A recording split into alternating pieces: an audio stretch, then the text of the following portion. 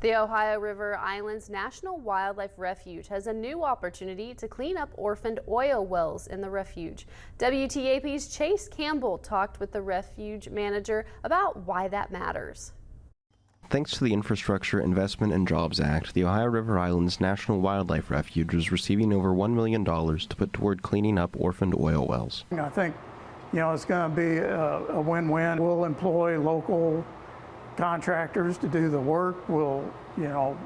Everybody will benefit from a cleaner environment. Victor Elam, the refuge manager, says the money will be used to clean up 9 orphaned wells on Muskingum Island, which sits in the river near Boaz. He says the wells date back to the turn of the century, when the region saw a great deal of industrial expansion. The islands were not immune to farming, logging, and oil extraction.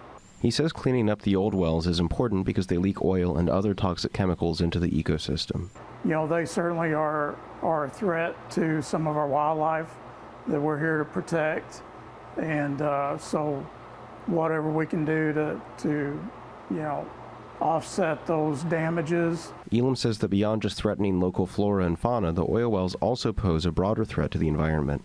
A lot of these orphan oil wells are emitting gas and methane gas, which is, of course, a lot more dangerous of a greenhouse gas than carbon dioxide, although shorter lived.